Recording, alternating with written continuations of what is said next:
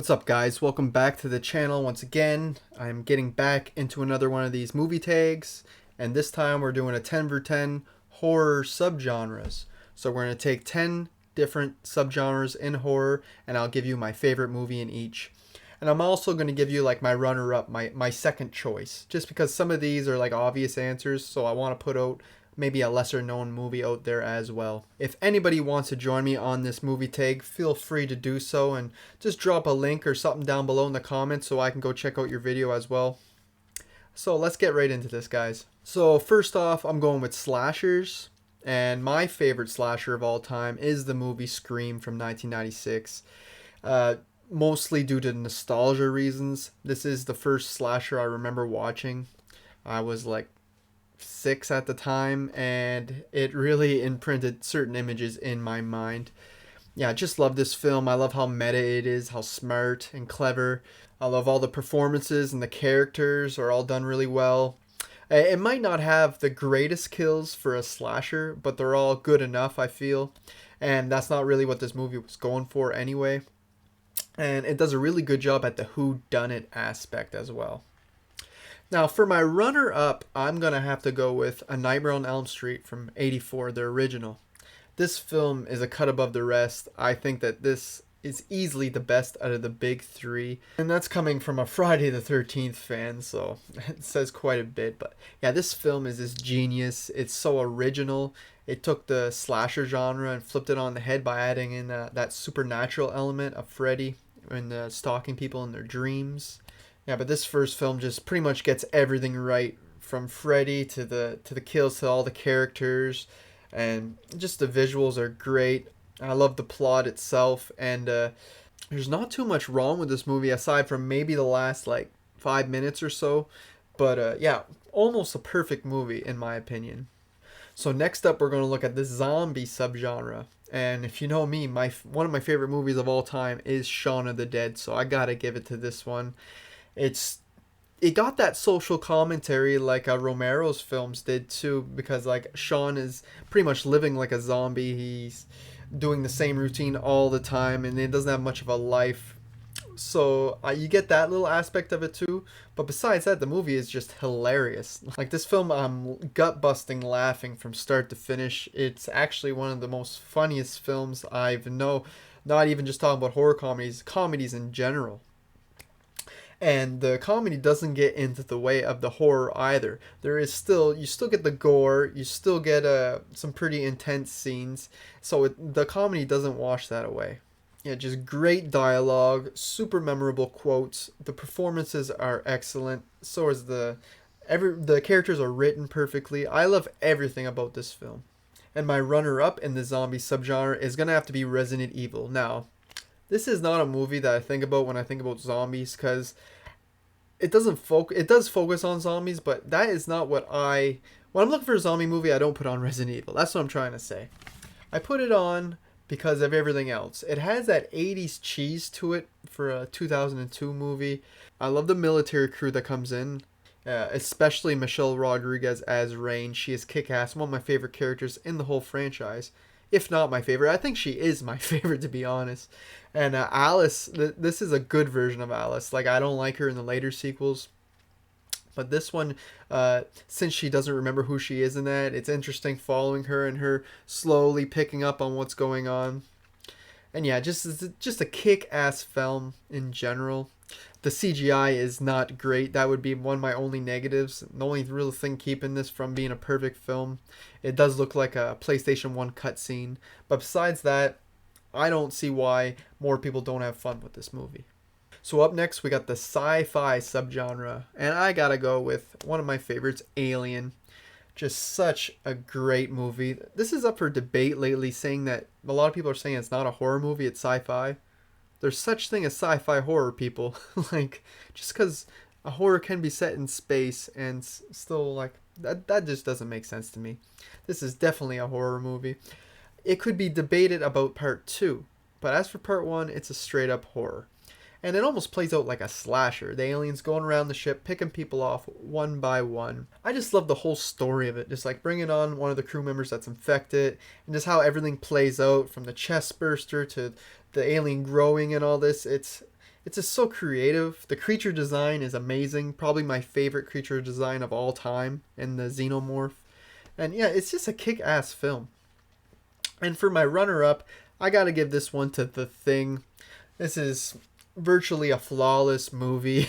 It's not my favorite sci-fi horror. It is. I do get a good time watching it, and it is a great movie. But it's just not my personal favorite. Even though every time I watch it, I do like it just a little bit more. But yeah, kick-ass cast, great setting with the snow and the isolation and all that. And yeah, I don't have really anything negative to say about this one. It's just really, uh, it's just not my favorite. I do prefer Alien over this. Next up, we got the supernatural subgenre, and this includes like haunted houses, ghosts, like hauntings, stuff like that, exorcisms, and I'm gonna add in demons into here too because I feel that all ravels together pretty well. So my movie I'm going with is The Evil Dead. Now, this is such a kick-ass Cabin in the Woods movie, which pretty much started that little subgenre. I don't like to call the Cabin in the Woods a subgenre because there's not that many movies that take place in that setting. The effects are pretty great for this low budget film. The camera work is amazing going through the woods, and like that being the evil is kind of genius. We may not get Bruce Campbell as a right pumped up like gnarly Ash as this hero. He's not as iconic in this one, but I feel the movie itself certainly is. And for my runner up in this one, I gotta give it to The Sixth Sense. This was a big film in my childhood as well. Came out in '99, and so I was like 8 at the time. And man, this scared the shit out of me for a PG-13 movie. I feel like not a lot of people talk about this one anymore, aside from the big twist at the end, which is really great. I can't imagine people watching it now and not knowing the twist, so the movie might not hold up as well in that respect. But when I watched it, it was great. I didn't see that coming at all. And just everything else, the kid helping out the ghosts through their struggles, and just everything in this movie just works for me. And this is not my subgenre. Supernatural, I'm not a big fan. Next up, we got the action subgenre of horror. Easily got to give this one The Predator. Now, and this is another one up for debate. A lot of people say it's not horror, but to me, when I was a kid watching this, there was still certain things that made me a little squeamish and freaked me out a bit, like the skinning of the bodies, and just waiting for that reveal of Predator was kind of freaky at the time, being real young. But yeah, just a kick-ass film. Another great creature design. You don't get very many movies where they send out like the biggest, most badass people out to take out this villain type creature. And because we get Arnold, we get Jesse Ventura, we get Carl Weathers. Almost brain fired there for a sec. So these three big bodybuilder dudes and the rest of their little army crew go into the jungle to take out what they think is rebels, but they soon end up face to face with the Predator. And to me, that's just like a crazy matchup. You just don't see it. You don't see these guys going against Jason or anything like that. So this movie was very different in that respect, and I love it for that. Love the jungle setting. I pretty much love everything about this movie. The Predator is a childhood classic for me. And for my runner-up in this category, I'm going to give it to one of the newer movies, Overlord. This was like the army kind of zombie movie, even though after I watched it, I'm like, I wouldn't put this in the zombie subgenre. They're more like experimental mutants or something in that respect. But yeah, just really good movie, guys. The first half hour or so, it's like a straight up army movie, and the action is perfect. The cinematography is amazing. It looks like $100 million movie the way it's shot in the first section there. Then as the movie goes on, that's when the horror starts coming in. There, you find out that there's these experiments going on over at where the Nazis are in that, and just a pretty good little mystery to it. And the action is pretty stellar when we do get it. Just a really different type of movie than we normally get. There's not too many of these like army horror mixes, which I found interesting enough. So next up, we got the home invasion subgenre. I gotta give it to one of my favorites, You're Next. This was just such a surprise when I checked it out. I checked it out of the blue one day, probably about 8-9 years ago now, and I was just shocked at how much I loved it. Had to rewatch it a few more times right after. It's the definition of perfect final girl. Erin, Like, if you get mad at movies about people running and tripping and falling and making stupid decisions all the time, then you're gonna like Your Next, because that shit just don't happen. We get a really likable cast. We get the kick-ass final girl with all her survival skills. We get a pretty good concept, and all these ingredients just all add up to making my favorite home invasion film. But my runner-up, I gotta give it to The Collector. Now, this is just another kick-ass movie that I did not see coming. This one's pretty gritty and like grimy at times too. It's not for the faint of heart. There's the bad guy sets these traps in that, and almost like in Saw style ways. So yeah, some people won't be able to stomach certain things in this film, but it's just done so well. Just to have a guy go to rob the place and get stuck in the same house as a killer come in, and it's just like, it's just so original. We don't get enough original concepts like this nowadays. So next up, we got the vampire subgenre. Might be a little bit of a controversial pick, but I have to pick Underworld. This isn't the most like horror franchise. It's a little bit more mainstream, but the first film I think is just done so well. You got the vampires versus the lichens, which is like the werewolves. And yeah, this is what people really wanted when they put out those stupid Twilight movies. This is how you do vampires versus werewolves. It's just so unique. I love the location, that with the mansion and just all the lore behind it. It really sets things up for the sequels very nicely. Kate Beckinsale is not only gorgeous, but she's kick-ass in the role of Celine. And yeah, I just like the way they set up all the vampires in the mansion, and with the certain higher up ones underground resting, pretty much hibernating. It's just a kick-ass film. My runner-up for this, I gotta give it to From Dusk Till Dawn. Another one where it's like a mind fuck out of nowhere. The movie just turns into a vampire movie. It plays out more like an on the run movie for the first half, and you really don't see the vampires coming at all. And when they do come, you're like, holy shit! At the bar, the titty twister. Just a great little twist on this fun little vampire flick. Next up, we got Creature Feature, but this we're gonna deal with only the animals in Creature Feature, so no monsters or aliens or anything like that. Just straight up real animals. Gotta give it to Jaws in this category, easily. I mean, the story is just so strong. The directing by Steven Spielberg. Just the way things play out, and with the mayor going against the cops and saying you have to leave the beach open and that. It's very relevant today, especially like with COVID and that. Like, so it has a really good social commentary behind it. It got a really good cast in here. And the movie only gets better as it goes, in my opinion, especially when you're on the second half, when they're out on their adventure on the boat. It's pretty much flawless at that point. But my runner-up, I gotta give it to another shark film. If you know me, I love my shark movies. I gotta give it to Deep Blue Sea. Now this one is much more on the cheesy side compared to Jaws, but it's still a great film. I like all the cast. I like the setting being underwater or whatever, and you have to get out before the place collapses and that. I always like those type of disaster movies, and then you throw in sharks in there. I'm gonna have a fun time with it. Next up, we got the werewolf subgenre. Now, I am not very familiar with too many of these films. I do gotta get on watching more werewolf movies. That's my fault.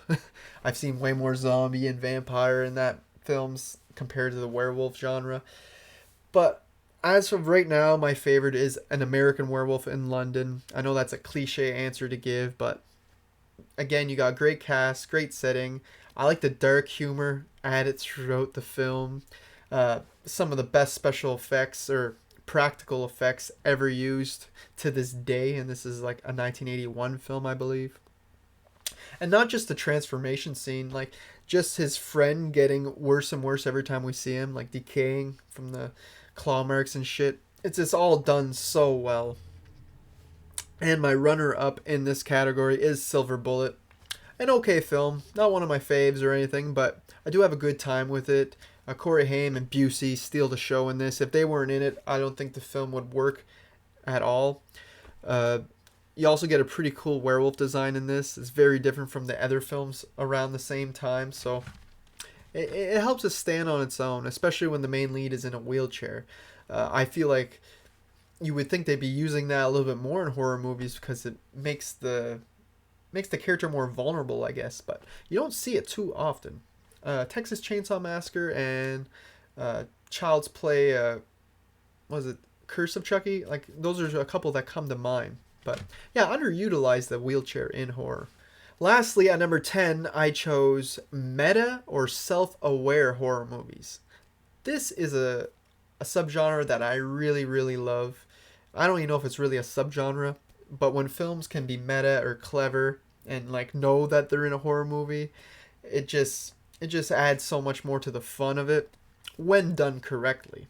Like Scream and that. Like obviously I think I would give Scream my number one choice here again, but since I already mentioned them in slashers, I'm gonna give other movies turns. So I'm gonna go with Cabin in the Woods in this one. Just such a fun movie. It's one I can pop on anytime and have a good time with it. It kind of flips the story on its head after you get in like the first act. You think it's going to be your typical generic Cabin in the Woods type story, but no, it just holy shit, they really flip you on your head with this one. Just exploring all the cliches in horror movies and the different types of monsters and creatures we could have is just brilliant. And I love like the whole like not government but the corporation running this thing.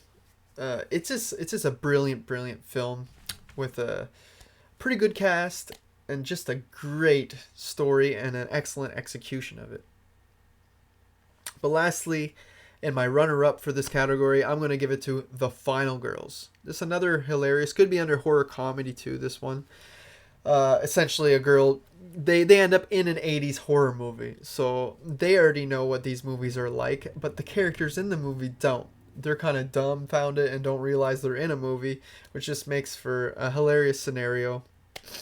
And it has an emotional punch to it too, this one, because one of the girls' mother is one of the characters from this film, and she is unaware that that is her daughter that entered the movie. So there's a few things that happen with them too that get pretty emotional, and I feel like they pull it all off. So there you guys have it. There's 20 movies for you, 10 of my favorites and 10 runner-ups. I'm always down to do these 10 for 10 horror tags. This one's really 10 for 20, really. But yeah, they're always fun to do. If you guys ever want to tag me in them, don't be shy. I don't mind doing these, and I find they're a whole lot of fun. And again, if you guys want to jump on this, don't be shy either, and just let me know down in the comments where to find them, or just write them out in the comments if you don't have a channel. I'll be happy to read that. That's all I got for you guys today. I hope you're having a good one, and I'll see you guys next time. Thanks for watching.